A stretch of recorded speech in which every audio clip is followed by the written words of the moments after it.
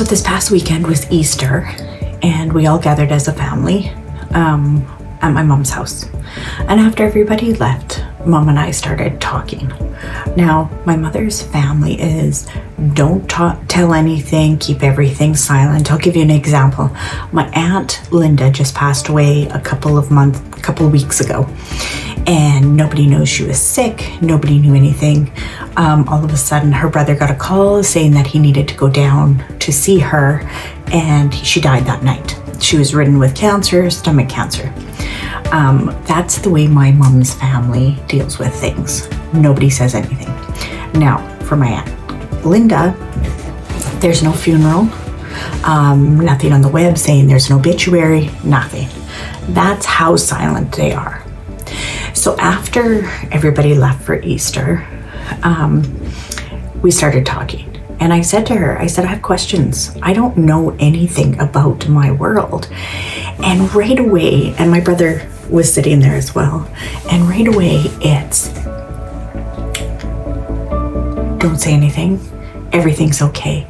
I said to her, why did you stay with a man that was so terrible? Why did you stay with a man who beat the crap out of you all the time? And her comment to me was, he hit me once or twice. And I said to her, you're lying. It's a complete lie.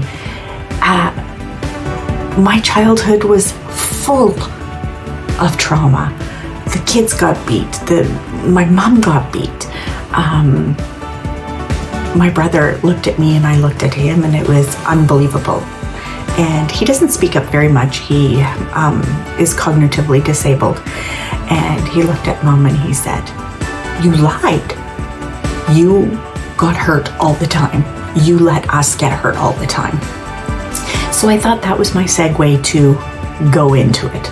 Go into, let's figure this out now. So she pulled out a book. And this is the book she gave me. And this is my dad's history book. So I didn't know anything about, my mom kept us so sheltered that I didn't know anything about my dad's family. I knew my grandmother was in a loony bin for 40 years. I know that my dad's dad was a whore. He slept around. That's what my aunts said.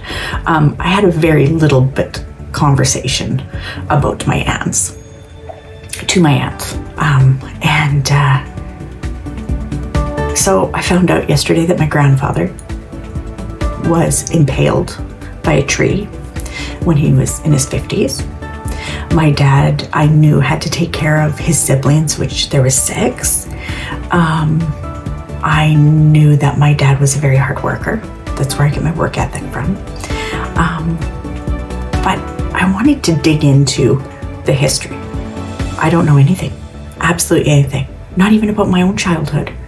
We were never allowed to have pictures. I have 2 pictures of me, or 3 pictures of me when I was a kid. I have no pictures of my grandparents, none.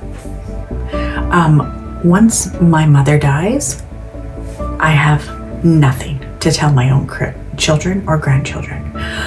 So I told her yesterday, after having probably a 2-hour conversation with her and asking those hard questions that she wants to bury, asking those hard questions, like, how did you meet Dad? Oh, well, I met him while I was skating.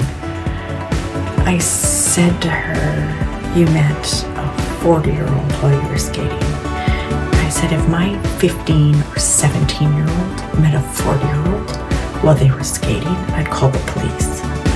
Oh, it was a different time back then. I said, I want to know how you guys met. What happened?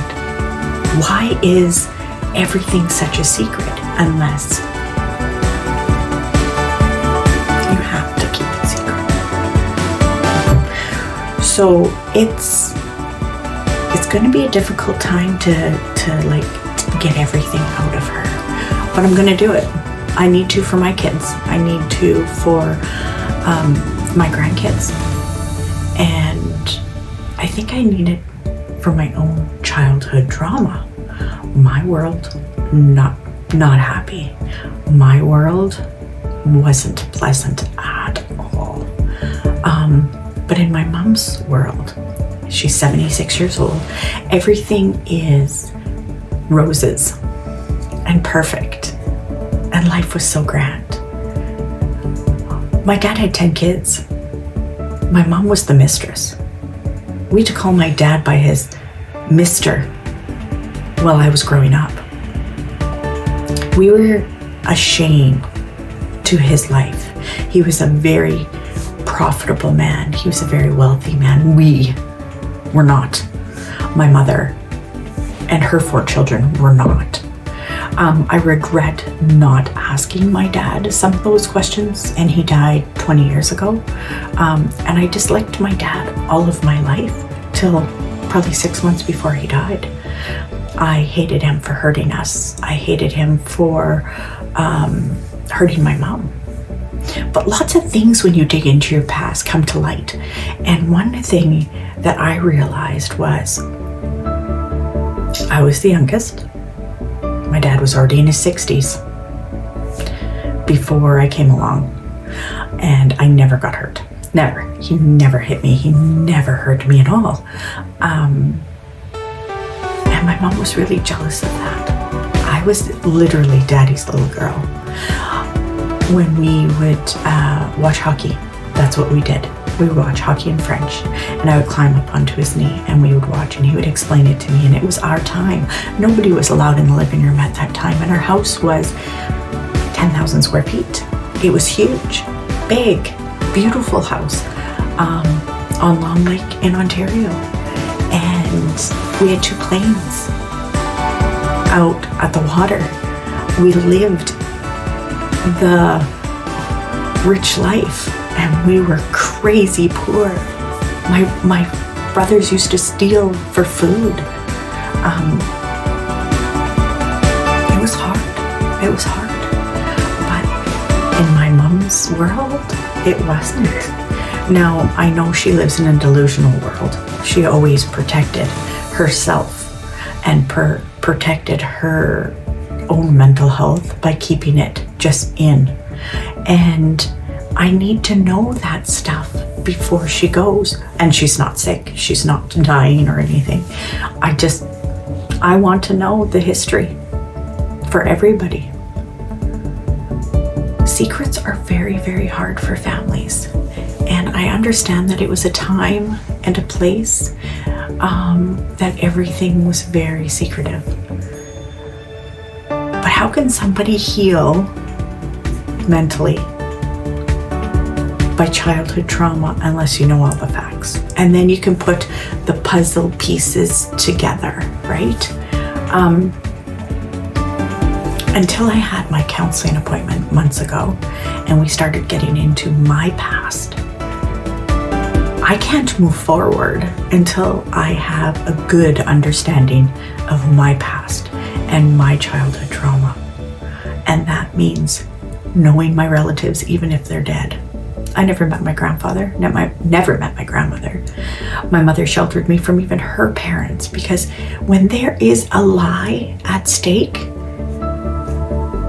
you don't bring the people you love to that lie, because somebody's going to say something. Generational trauma. My sister doesn't talk to my mom. My son doesn't talk to me. My middle son doesn't talk to me. It will happen again.